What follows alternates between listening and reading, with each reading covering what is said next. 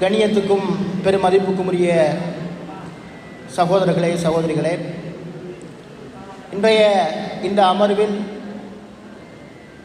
முஹம்மதுர் ரசூலுல்லாஹ் ரஹ்மத்துல் ஆலமீன் என்கின்ற மகுடத்தை மையமாக கொண்டு இந்த உலகத்திற்கு அல்லாஹ் சுப்ஹானஹு தஆலாவினால் இறுதி தூதராக அனுப்பி வைக்கப்பட்ட நபி ஸல்லல்லாஹு அலைஹி வஸல்லம் அவர்கள் மீதான எங்களுடைய பொறுப்புகள் என்ன என்பது பற்றிய ஒரு சிறு விளக்கத்தை தரலாம் என்று ஆசைப்படுகிறேன். கண்ணியத்துக்குரிய சகோதரர்களே சகோதரிகளே, அல்லாஹ் சுப்ஹானஹு தஆலாவினால் இந்த உலகத்துக்கு அனுப்பி வைக்கப்பட்ட தூதர்களுள் நபி முஹம்மது ஸல்லல்லாஹு அலைஹி வஸல்லம் அவர்கள் இறுதி தூதராக இருந்து கொண்டிருக்கிறார்கள். இறுதி தூதராக இருக்கின்ற நபி ஸல்லல்லாஹு அலைஹி வஸல்லம் அவர்கள்தான் உலக பொது தூதராகவும் இருந்து கொண்டிருக்கிறார்கள். உங்களுக்கு தெரியும், 1,24,000 நபிமார்கள் இந்த உலகத்துக்கு வந்ததாக ஆதாரபூர்வமான குறிப்புகளிலே நாங்கள் காணக்கூடியதாக இருக்கிறது. இந்த ஒவ்வொரு தூதரும் அவருடைய வருகை, அவருடைய பிரச்சார பணி, அவருடைய பிரச்சார பணியினுடைய முடிவு ஒரு சமூகத்தை, ஒரு பிரதேசத்தை, ஒரு குறிப்பிட்ட துறையை மையப்படுத்தியதாக அமைந்திருந்தது. ஆனால் இந்த வரிசையின் ஒழுங்கிலே இறுதியாக வந்த நபி முஹம்மது ஸல்லல்லாஹு அலைஹி வஸல்லம் அவர்களுடைய அந்த தூதுத்துவ பணியை அல்லாஹ் தஆலா இந்த உலகத்துக்கு ஒரு பொது தூதுத்துவ பணியாக ஆக்கி அவரை இறுதி தூதராகவும் அல்லாஹ் தஆலா ஆக்கி வைத்திருக்கிறார். அந்த அடிப்படையில் இந்த உலகத்துக்கு பொது தூதராக வருகின்ற இந்த நபிகள் நாயகம் ஸல்லல்லாஹு அலைஹி வஸல்லம் அவர்கள் இந்த ரஹ்மத்துல் ஆலமீன் என்கின்ற இந்த மகுடத்தை சுமந்தவராகத்தான் வர முடியும். காரணம், அவர் ஒரு குறிப்பிட்ட பிரதேசத்துக்கோ அல்லது ஒரு குறிப்பிட்ட சமூகத்துக்கோ அல்லது ஒரு குறிப்பிட்ட துறை சார்ந்த விவகாரத்துக்கோ உரிய தூதர் கிடையாது. மாறாக அவர் உலகம் தழுவிய தூதராகவும் இறுதி தூதராகவும் இருக்கின்ற நிலையிலே அத்தகைய ஒரு பணியை அவரால் இந்த உலகத்திலே நிலைநாட்ட முடியாது. அல்லாஹ் தஆலா அவரை ரஹ்மத்துல் ஆலமீன் என்று அடையாளப்படுத்துவதன் ஊடாக இந்த உலகத்திற்கு ஒரு அருளாக அவர்கள் வந்திருக்கிறார்கள். எந்த வகையிலே அவர்கள் அருளாக வந்திருக்கிறார்கள் என்பது பற்றி ஒரு கேள்வி எங்களிடத்தில் எழுப்பப்பட வேண்டும். அதற்கான விடைகள் நிச்சயம் தேடப்பட வேண்டும். காரணம், அடிக்கடி குதுபா பிரசங்கங்களிலே ஆங்காங்கே இந்த நபிகளாருடைய பிறப்பு என்ற அடிப்படையிலே மேற்கொள்ளப்படுகின்ற இந்த இப்படியான தினங்களிலே விசேட வைபவங்களில் எல்லாம் அவரை ரஹ்மத்துல் ஆலமீன் என்று எழுந்தமானமாக அவரை அடையாளப்படுத்துகின்றவர்கள் அவர் எந்த வகையிலே இந்த உலகத்தாருக்கு ரஹ்மத்தாக அமைகிறார்கள் என்பது பற்றிய ஒரு பார்வையை செலுத்துவதற்கு தவறிவிடுகிறார்கள். துரதிர்ஷ்டம், எங்களுடைய முஸ்லிம் சமூகத்திலே இந்த நபி ஸல்லல்லாஹு அலைஹி வஸல்லம் அவர்களை அறிந்து கொள்வதற்கும் புரிந்து கொள்வதற்கும் தெரிந்து கொள்வதற்கும் அவரை ரஹ்மத்தாக உள்வாங்கிக் கொள்வதற்கும் அதை பிற சமூகங்களுக்கு எடுத்து வைப்பதற்கும் உரிய ஏற்பாடுகள் நிறுவன ரீதியாக இல்லாத ஒரு நிலையை நாங்கள் பார்க்கலாம். துரதிர்ஷ்டம், அவ்வப்பொழுது வருகின்ற இந்த வாத பிரதிவாதங்களுக்கு மத்தியிலே நடைபெறுகின்ற இந்த மீலாது கொண்டாட்டங்களின் பொழுது மாத்திரம் அவர்கள் நினைவு கூறப்படுவதும் அவர் பேரிலே மௌலூதுகள் ஓதப்படுவதும் கந்தூரிகள் வழங்கப்படுவதும் போன்ற ஒரு பாரம்பரிய ரீதியிலான ஒரு ஏற்பாடுதான் இந்த முஸ்லிம் சமூகத்தில் இருந்து கொண்டிருக்கிறது. ஆனால் அல்லாஹ் தஆலா அல் குர்ஆனிலே இவரை ரஹ்மத்துல் ஆலமீன் என்று அடையாளப்படுத்துவதன் ஊடாக அவர் எந்த வகையில் இந்த உலகத்தாருக்கு அகிலத்தாருக்கு ரஹ்மத்தாக அமைகிறார் என்பது பற்றிய தெளிவு முஸ்லிம்களிடத்திலும் இல்லை. அதே நேரம் அதை விளங்கிக் கொள்கின்ற வகையிலே அவர்களும் இல்லை. அதை விளங்கப்படுத்துகின்ற வகையிலே அவரிடத்தில் எந்த ஏற்பாடும் இல்லாத ஒரு துரதிர்ஷ்டமான சூழ்நிலை. உங்களுக்கு தெரியும், கடந்த காலங்களிலே இந்த நாட்டிலே இனவாதம் மிக உச்சகட்ட நிலையில் இருந்த பொழுது இந்த நாட்டின் தவிர்க்க முடியாத ஒரு சமூகமாக இருக்கின்ற முஸ்லிம் சமூகத்தின் மீது சிங்கள பேரின சக்திகளினால் அவர்களுடைய சமய நம்பிக்கைகள், சமூக விவகாரங்கள், அரசியல் விவகாரங்கள், இன்னொரு மத அனுஷ்டானங்கள் சம்பந்தமாக எழுப்பப்பட்ட பல கேள்விகளும் பல குற்றச்சாட்டுகளும் அது தொடர்பாக எழுந்த வினாக்களும் எண்ணில் அடங்காதவை. ஹலால் பற்றிய பிரச்சனை இந்த நாட்டிலே மிக உச்சகட்டமாக இருந்த பொழுது ஹலால் என்றால் என்ன, ஹராம் என்றால் என்ன என்பது பற்றி பிற மதத்தவர்களுக்கும் சமூகத்தவர்களுக்கும் புரியப்படுத்துகின்ற வகையிலே முஸ்லிம்களாலேயே ஹலால் மிக தவறாகவும் மிக மோசமாகவும் புரிந்து கொள்ளப்பட்ட ஒரு நிலை இருந்தது. ஹலால் என்றால் ஆட்டிறைச்சி, மாட்டிறைச்சி அல்லது கோழி இறைச்சி. கொஞ்சம் மிஞ்சி போனால் எங்கேயாவது பிற சமூகத்தவர்களுடைய இந்த சிற்றுண்டி சாலைகளுக்கு சென்றால் ஹலாலான சோட்டிஸ்.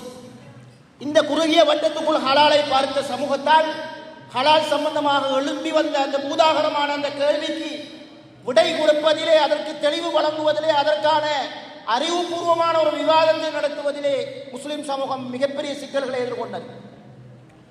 முஸ்லிம்கள் 5 நேர தொழுகைக்காக வானத்தை உயர்த்துகின்ற அளவுக்கு மினாராக்களை கட்டி வைத்துக் கொண்டு காதுகளுக்குள் துளாரமின்றி சத்தம் எழுப்புகின்ற வகையிலே ஆக்களுக்கால் சண்டை போட்டுக் கொள்கின்ற வகையிலே ஜமாத் இயக்க வேறுபாடுகளுக்கு மத்தியிலே அதான் சொல்லுகின்ற சத்தங்கள் தெரியும் பிற மதத்தவர்களுக்கு. ஒவ்வொரு பகுதிகளிலும் நுழைந்திருக்கின்ற மஸ்ஜிதுகள் பற்றி தெரியும்.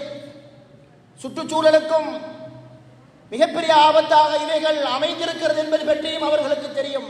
ஆனால் அங்கே வணங்கி வழிபடுகின்ற அந்த ஏக இறைவன் பற்றிய அந்த தாற்பயம் அவர்களுக்கு தெரியாது. அதை விளங்கப்படுத்துவதற்கு எங்களிடத்திலும் போதிய அளவு அறிவு கிடையாது. அதை அவர்களுக்கு விளங்கப்படுத்துவதற்குரிய தெளிவும் எங்களிடத்திலே கிடையாது. சில நேரங்களிலே தெளிவு இருந்தாலும் அவர்களோடு கம்யூனிகேட் பண்ணுவதற்குரிய மொழி ரீதியிலான சிக்கல்கள் இடம்பெறுவதை பார்க்கலாம். மொழி தெரிந்தவர்களுக்கு மார்க்கம் தெரியாது, மார்க்கம் தெரிந்தவர்களுக்கு மொழி தெரியாது. இப்படியான இடையூறுகள் நிகழ்ந்ததை கடந்த காலங்களிலே நாங்கள் பார்த்திருப்போம். ஹிஜாப் என்கின்ற இஸ்லாமிய ஆடை முறை பற்றி அவர்களுக்கு தெரியாது. ஆனால் பிற மத சமூகங்கள் வாழுகின்ற சூழலிலே கருத்த நிற அபாயாக்களோடு உலாவுகின்ற இஸ்லாமோபோபியா எனப்படுகின்ற இஸ்லாம் பற்றிய அதீத பீதி, பயம், அச்சம் காரணமாக ஏற்படுத்தப்பட்டிருக்கின்ற இந்த மீடியாக்களின் ஊடாக ஏற்படுத்தப்பட்டிருக்கின்ற இந்த அச்ச உணர்வின் காரணமாக இந்த கருப்பு நிற அபாயாக்களை காண்கின்ற பொழுது அவர்கள் அச்சம் கொண்டார்கள். ஆனால் ஹிஜாப் என்கின்ற இந்த இஸ்லாமிய ஆடை ஒழுங்கின் தாற்பயம் அவர்களுக்கு தெரியாது. இப்படி ஒவ்வொன்றாக அடுக்கிக் கொண்டே போகலாம். ஜிஹாத் பற்றி அவர்களுக்கு தெரியாது. ஆனால் இஸ்லாமிய அமைப்புகள் சர்வதேச அளவிலே இந்த ஜிஹாதை மிக மோசமாக துஷ்பிரயோகம் செய்து மனித உயிர்களை காவு கொண்டு மனித உயிர்களை அழிக்கின்ற விவகாரம் பற்றி அவர்களுக்கு மீடியாக்களின் ஊடாக தெரிந்திருக்கிறது. ஆனால் ஜிஹாத் என்கின்ற அந்த இராணுவ பொறிமுறை சம்பந்தமாக அவர்களுக்கு தெரியாது. முஸ்லிம்களுக்கும் தெரியாது, அவர்களுக்கும் தெரியாது, விளங்கப்படுத்தவும் முடியாது. இப்படித்தான் இந்த தூதரும் முஸ்லிம் சமூகத்தால் மிக மோசமாக துஷ்பிரயோகம் செய்யப்பட்டிருக்கிறார். ரஹ்மத்துல் ஆலமீனாக வந்த இந்த நபிகள் நாயகம் ஸல்லல்லாஹு அலைஹி வஸல்லம் அவர்களை முஸ்லிம் சமூகம் இந்த மீலாது தினங்களிலே நடக்கின்ற இந்த வைபவங்களின் பொழுது மாத்திரம் அல்லது அவர் பேரிலே நடக்கின்ற இந்த மௌலிது ஓதுதல் மாத்திரம் அல்லது அவர் பேரிலே வழங்குகின்ற இந்த அன்னதானங்களிலான இந்த கந்தூறுகளில் மாத்திரம் நினைவு கூறிவிட்டு அவரை அப்படியே அடக்கம் செய்துவிட்டு செல்கின்ற ஒரு சூழ்நிலைக்கு மத்தியிலே மிக மோசமாக இந்த முஸ்லிம் சமூகத்தாலும் முஸ்லிம் அல்லாதவர்களாலும் மிக பிழையாக முன்வைக்கப்பட்ட அல்லது மிக பிழையாக புரிந்து கொள்ளப்பட்ட ஒரு மாமனிதராக இந்த ரசூல் ஸல்லல்லாஹு அலைஹி வஸல்லம் அவர்கள் இருந்து கொண்டிருக்கிறார். இந்த நபி ஸல்லல்லாஹு அலைஹி வஸல்லம் அவர்களுடைய இந்த வருகையை அல்லாஹ் தஆலா அல் குர்ஆனிலே குறிப்பிடுகின்ற பொழுது சொல்கிறான், லகத் மன்னல்லாஹு அலல் முஃமினீன இஸ் பஅத ஃபீஹிம் ரசூலா. இந்த முஸ்லிம்களில் இருந்தே ஒரு தூதரை அல்லாஹ் தஆலா அனுப்பி இந்த முஸ்லிம்கள் மீது அல்லாஹ் தஆலா அருள் புரிந்திருப்பதாக அல் குர்ஆனிலே குறிப்பிடுகிறார். நபிகளாருடைய வருகையை அருளாக சொன்ன அல்லாஹ் தஆலா இந்த நபிகளாரே ஒரு அருளாக சொல்லி இருப்பதை நாங்கள் பார்க்கலாம்.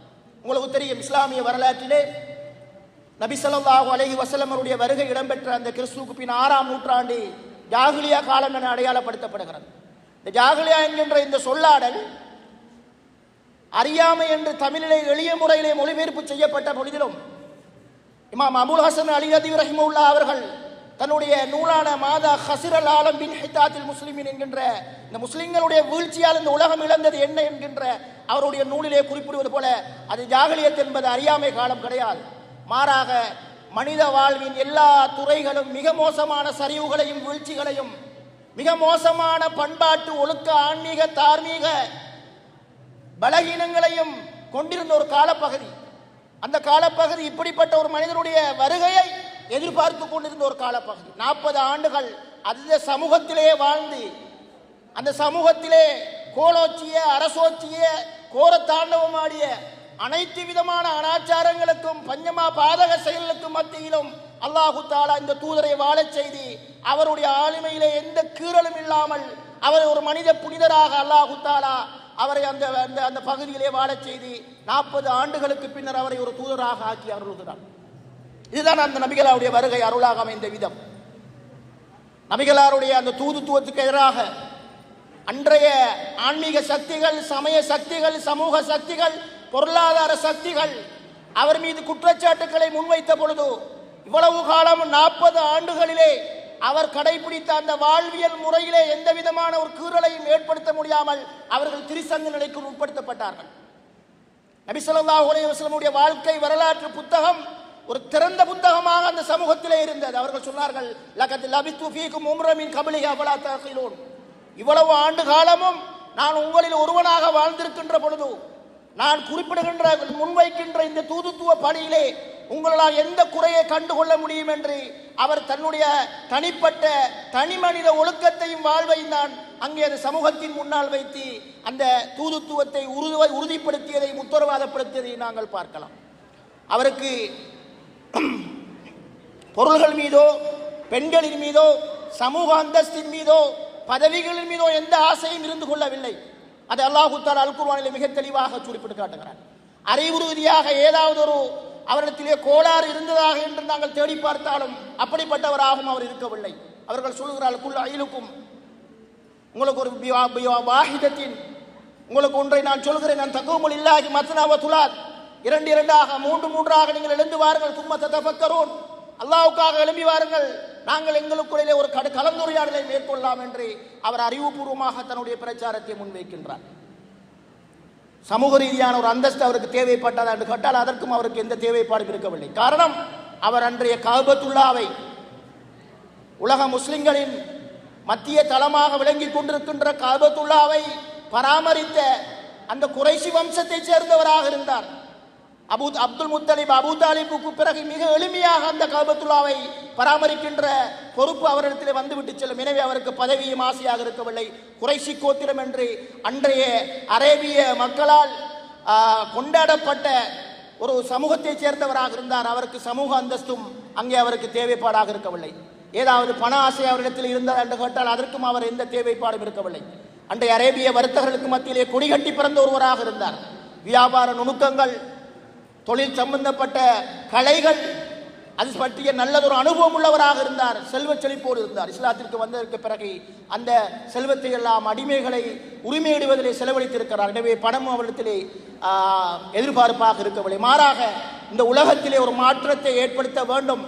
அந்த மாற்றம் தனி மனித மாற்றமாக, சமூக மாற்றமாக, அரசியல் மாற்றமாக, பொருளாதார மாற்றமாக இருக்க வேண்டும் என்பதுதான் அவருடைய எதிர்பார்ப்பாக இருந்து கொண்டிருப்பதை நாங்கள் பார்க்கலாம். அத்தகைய ஒரு தூதரை முஸ்லிம்கள் தங்களுக்கே உரித்தான ஒரு தனி உடைமையாக கொண்டாடுவது அந்த தூதருக்கு செய்கின்ற மிகப்பெரிய ஒரு அநியாயம்.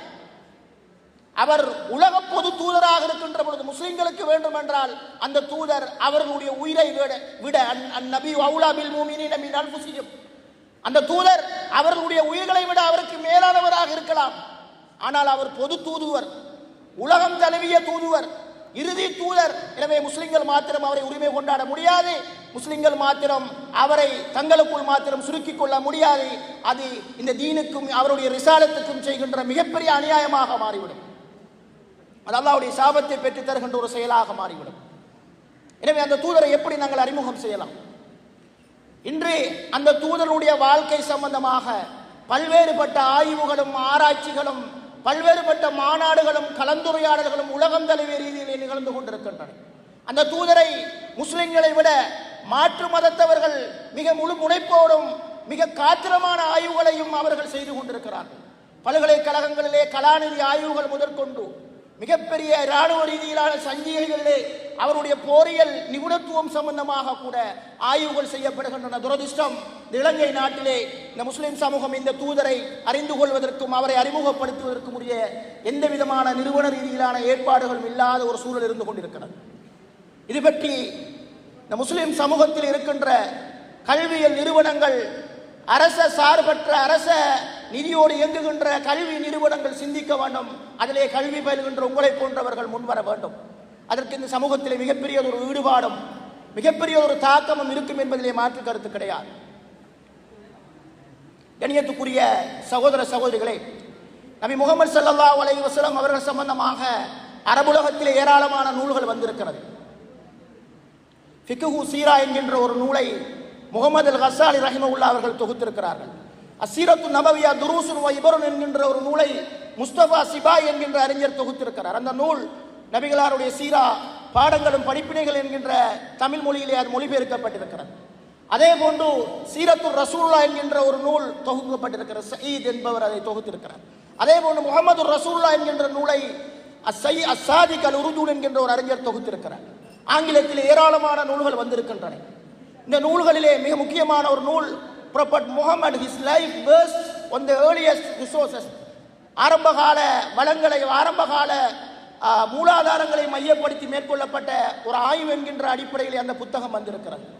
அதே போன்று the noble life of the prophet Muhammad என்கின்ற ஒரு நூல் வந்திருக்கிறது. அதனை இமா இப்னு கதீருடைய நூல் ஆங்கிலத்தில் மொழிபெயர்க்கப்பட்டிருக்கிறது. டுக்துர் சல்லாபியினுடைய நூல் வந்திருக்கிறது, noble life of the prophet Muhammad ஸல்லல்லாஹு அலைஹி வஸல்லம். இப்படி ஆங்கிலத்திலே நூல்கள் வந்திருக்கின்றன. தமிழிலே ஏராளமான நூல்கள் வந்திருக்கின்றன. அம்ரு காலித் என்கின்ற ஒரு அறிஞருடைய நூல் அலா ஹுதல் ஹபீப் என்கின்ற நூலை ஒரு இலங்கையைச் சேர்ந்த ஒரு சகோதரர் நபிகளார் சீராவில் இருந்து என்ற தலைப்பிலே மொழிபெயர்த்திருக்கிறார்.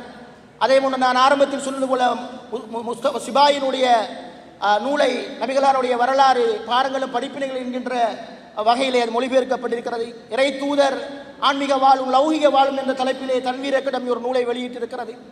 தமிழ் உலகத்திலே அதிகமான நூல்கள் வந்திருக்கின்ற நபி ஸல்லல்லாஹு அலைஹி வஸல்லம் உடைய வாழ்க்கை வரலாறு மிகச்சிறந்த முன்மாதிரி என்ற ஒரு நூலை நிதா பப்ளிகேஷன் வெளியிட்டிருக்கிறது. அதே போன்று நபிகள் நாயகம் சில அறிமுக குறிப்புகள் என்கின்ற நூலை லியாவுதீன் என்கின்ற ஆங்கிலத்தில் வந்த நூலை முஸ்தபா என்பவர் மொழிபெயர்த்திருக்கிறார்.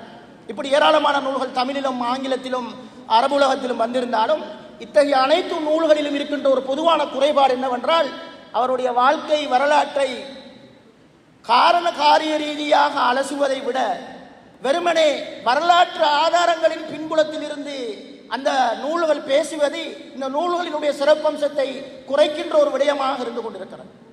வெறுமனே அவர் மக்காவில் பிறந்தார், ஹிஜ்ரத் செய்தார், மதீனாவில் மரணித்தார், இத்தோடு அந்த வரலாறுகள் முடிந்து விடுகின்றன. வேண்டுமென்றால் அந்த வரலாற்றை கால நேரங்களின் அடிப்படையிலே தொகுத்து தந்திருப்பார்கள், வரலாற்று ரீதியிலான ஆதாரங்களோடு முன்வைத்திருப்பார்கள். மாறாக அதை வரலாற்று ரீதியாக அணுகுகின்ற அதே நேரம் அந்த நூல்களிலிருந்து இன்றைய இந்த 21ஆம் நூற்றாண்டில் எப்படிப்பட்ட பாடங்களையும் படிப்பினைகளையும் இந்த முஸ்லிம் சமூகம் பெற்றுக்கொள்ள முடியும், இந்த ரஹ்மத்துல் ஆலமீனை இந்த 21ஆம் நூற்றாண்டிலும் எப்படி நாங்கள் பிற மத சமூகத்தவர்களுக்கு அறிமுகப்படுத்த முடியும் என்பது பற்றிய ஒரு விரிந்த பரந்த கலந்துரையாடல் முஸ்லிம் சமூகத்திலே புலைமைத்துவ ரீதியாக ஏற்படுத்தப்பட வேண்டிய தார்மீக ஆன்மீக பொறுப்பு இருக்கிறது. அதுதான் இந்த ரசூலுல்லாஹ்வின் மீது உள்ள எங்களுடைய முக்கியமான முதன்மையான சமூக பொறுப்பாக இருந்து கொண்டிருக்கிறது. உங்களுக்கு தெரியும், மைக்கேல் எச் ஹார்ட் என்பவர் தி 100 என்கின்ற ஒரு நூலை தொகுத்தார். அதை மனைவி முஸ்தபா அவர்கள் தமிழுக்கு மொழிபெயர்ப்பு செய்தார். அந்த நூலிலே அவர் ஒரு கிறிஸ்டியன். அந்த நூலிலே அவர் முஹம்மது ஸல்லல்லாஹு அலைஹி வஸல்லம் அவர்களை முதல் தரத்திலே வைத்து நோக்கிவிட்டு அவர் சொன்னது என்னவென்றால், நான் 1965 இந்த நூலை தொகுத்து 95ஆம் ஆண்டு 30 ஆண்டுகளுக்கு பின்னர் மீண்டும் ஒரு பிரசுரம் ஒன்றை ஒரு மீள் பதிப்பு செய்வதற்காக முற்பட்ட பொழுது முன்னுக்கும் பின்னுக்கும் இருந்த நபர்களை எல்லாம் நான் அங்காலங்காலம் இடமாற்றம் செய்து நான் கொஞ்சம் மாற்றம் செய்தேன். ஆனால் இந்த முஹம்மதை ஸல்லல்லாஹு அலைஹி வஸல்லம் அவரை மாற்றுவதற்கு என்னால் முடியாமல் போய்விட்டது. காரணம், இந்த ஏனையவர்களை எல்லாம் முன்னுக்கும் பின்னுக்கும் அந்த இடமாற்றம் செய்வதற்கு நான் என்ன எடுமானங்களை எல்லாம் அளவீடுகளை எல்லாம் பயன்படுத்தினேனோ அந்த அளவீடுகளை எல்லாம் எடுமானங்களை எல்லாம் இந்த முஹம்மதின் மீது நான் பிரயோகித்த பொழுதெல்லாம் அவர் முதல் தரமானவராக முன்னிலைப்படுத்தப்பட்டவராகத்தான் இருந்தார் என்ற அவருடைய ஒரு பேச்சு, அவருடைய பேட்டியிலே அவர் குறிப்பிட்டதை நாங்கள் பார்க்கலாம்.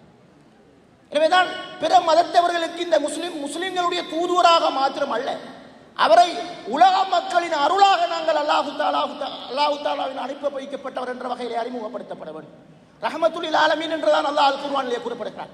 முஸ்லிம்களுக்கான ரஹமத் கிடையாது, அவர் உலக மக்களினுடைய அருளாக வந்திருக்கிறார். உங்களுக்கு தெரியும், ஜாஹிலியா காலத்தில் இருந்த ஒரு அடிமை முறை வியாபாரம் இந்த 21ஆம் நூற்றாண்டிலும் இன்று வரையிலும் அமெரிக்கா போன்ற நாடுகளிலே மிக லாபகமாக இருந்து கொண்டிருக்கின்ற ஒரு கலாச்சாரம், கருப்பன் வெள்ளையன் என்கின்ற பாகுபாடு, தீண்டத்தகாதவர்களாக அருவருக்கத்தக்கதவர்களாக சமூக துரோகிகளாக இந்த 21ஆம் நூற்றாண்டிலே உலக பொது நீதிக்காகவும் அமைதிக்காகவும் உரிமைக்காகவும் குரல் எழுப்புகின்ற அமெரிக்காவில் நிகழ்கின்ற அட்டகாசங்கள் அநியாயங்களை வார்த்தைகளால் சொல்லிவிட முடியாது.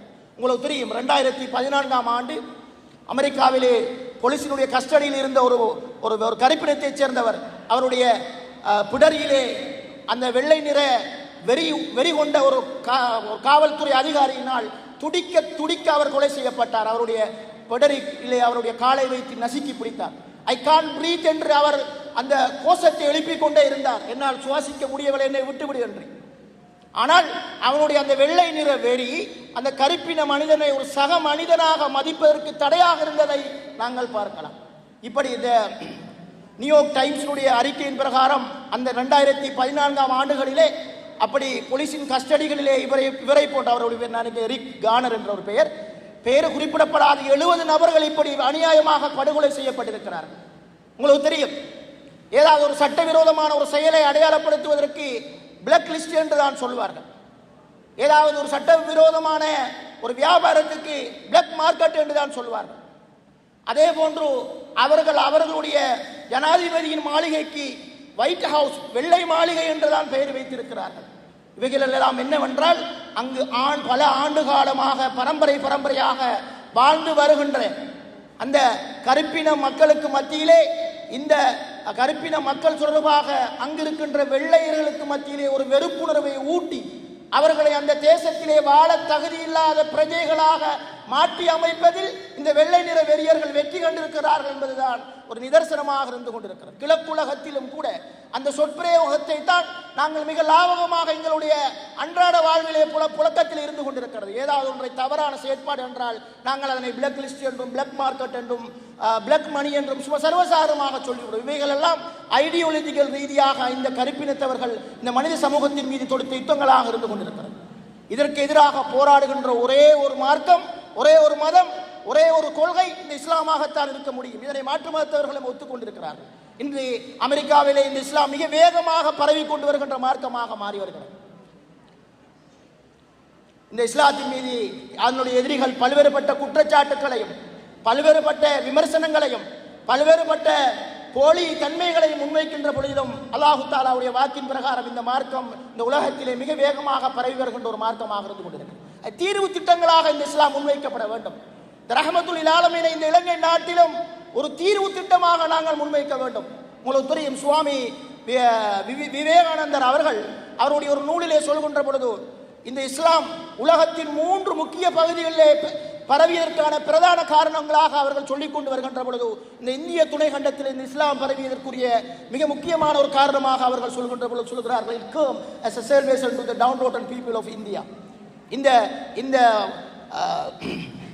இனம் ஆச்சரியங்களுக்கு மத்தியிலே தீண்டத்தகாத சமூகமாக இருந்த இந்த மக்களுக்கு ஒரு கதிமோட்சமாக இந்த இஸ்லாமிய மார்க்கம் இந்த இந்திய துணை கண்டத்திலே பரவியது என்று அவர் சொல்லுகிறார்கள். அந்த வழியில் தான் இந்த இலங்கைக்கு இஸ்லாம் வந்திருக்கிறது. உங்களுக்கு தெரியும், வியாபாரத்துறையிலே அன்றைய அரேபிய வர்த்தகர்கள் காட்டிய அவங்களுடைய விழுமியங்கள், பண்பாடுகள், ஒழுக்க பெருமானங்கள் தான் இந்த நாட்டிலே இருந்த சோனகர்கள் என்ற அந்த ஒரு இனம் இந்த இஸ்லாத்தை ஏற்றுக்கொள்வதற்கும் அன்றைய சிங்கள மண்டலத்திலே அவர்கள் நல்ல பெயர்களையும் வாங்கிக் கொள்வதற்கும் வரலாற்றில் இடம் பிடித்ததாக எங்களுடைய வரலாற்றிலே பேசப்படுகிறது. ஆனால் துரதிர்ஷ்டம், இப்படிப்பட்ட ஒரு தீர்வு திட்டத்தை இந்த நபிகளாரின் ஊடாக இந்த சமூகத்துக்கு வழங்குவதிலே நாங்கள் குறைபாடு செய்திருக்கிறோம்.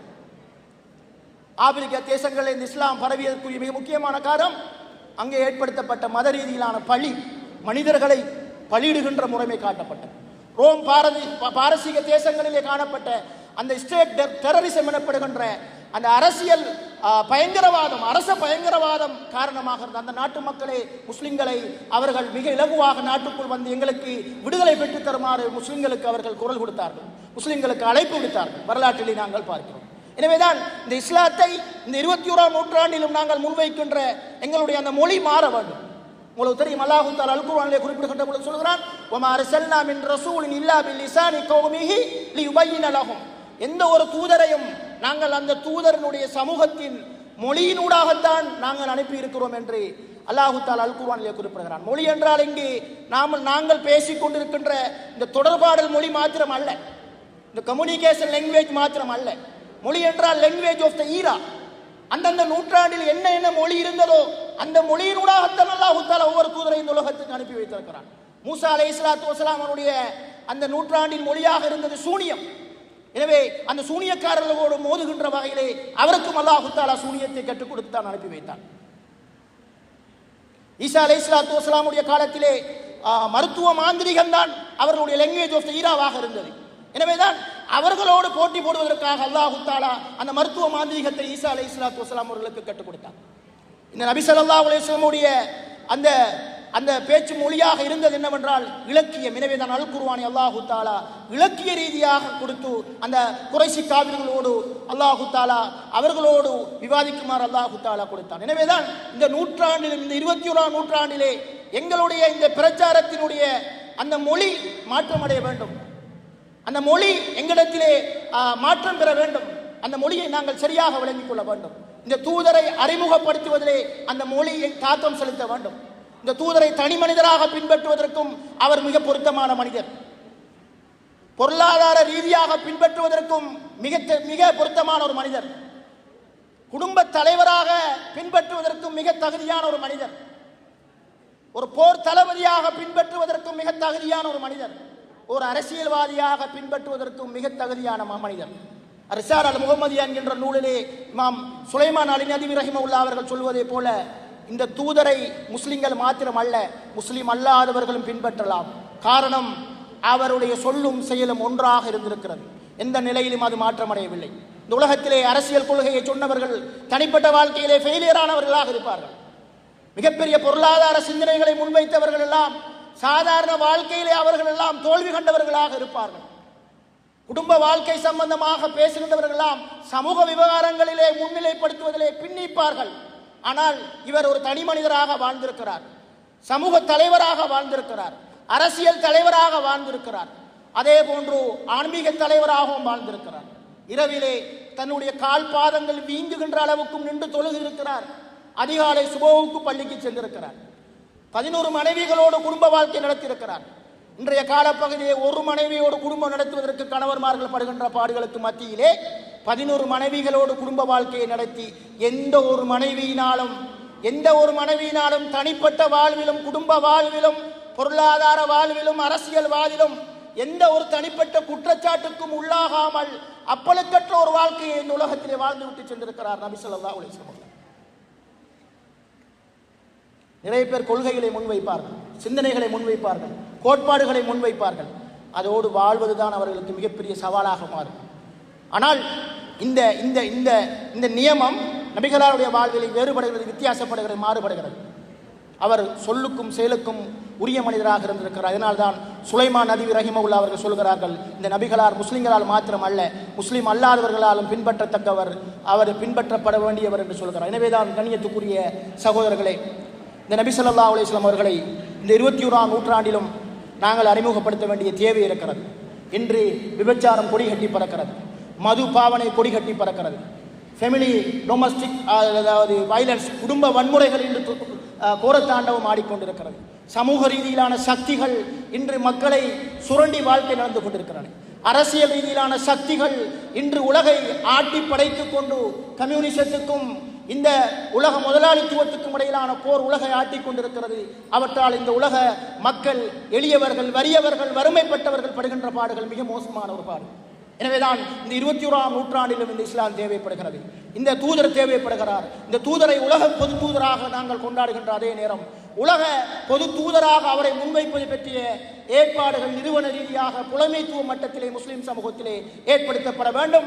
அவைக்குரிய வழிவகைகள் தேடப்பட வேண்டும். அதற்குரிய ஒரு சிந்தனையை குவிப்பை ஒன்றை செய்வதற்கு இந்த உரை உங்களுக்கு துணை செய்யும் என்ற நம்பிக்கையோடு நான் இதனை இத்தோடு முடித்துக் கொள்கிறேன். ஹாதா மா இந்தி வல் இல்மு இந்தல்லாஹ் வ அகூலு கௌலி ஹாதா வ அஸ்தக்ஃபிருல்லாஹ் லி வ லக்கும் வஸ்ஸலாமு அலைக்கும் வ ரஹ்மத்துல்லாஹி வ பரகாத்துஹு.